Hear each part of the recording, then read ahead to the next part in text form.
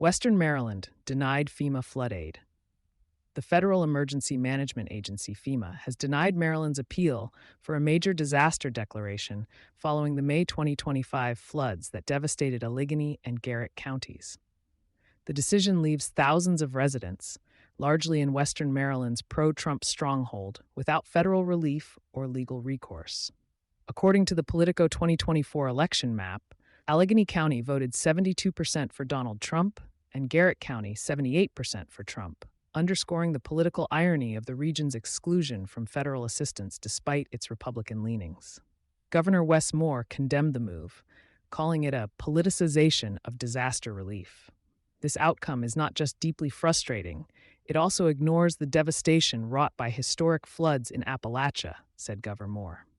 President Trump and his administration have politicized disaster relief, and our communities are the ones who will pay the price. FEMA cites thresholds, state points to precedent. FEMA had validated over $33.7 million in damages, nearly triple the federal threshold for aid qualification.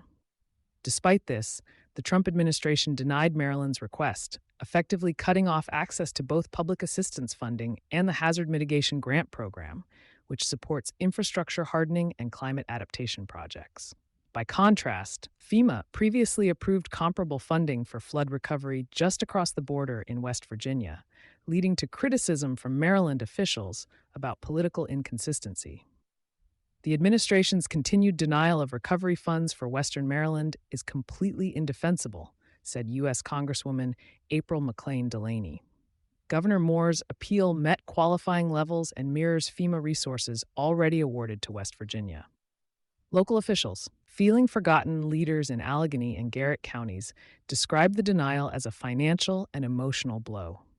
Allegheny County is a small, rural Appalachian community, and this denial leaves us feeling forgotten by the federal government, said Allegheny County Commission President Dave Caporale. Our application met and in many areas exceeded every requirement for federal aid.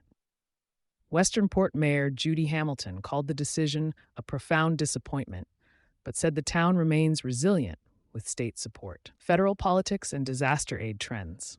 The FEMA denial marks one of the most politically charged disaster funding rejections in recent years.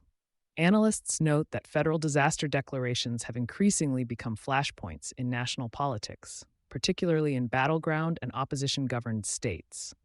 Senators Chris Van Hollen and Angela Alsobrooks both condemned the decision, arguing it highlights how federal disaster policy under Trump 2.0 diverges from historical norms of bipartisan relief. For decades, when our communities suffered from severe storms, the federal government stepped up, said Van Hollen. President Trump has refused twice to come to the aid of Marylanders.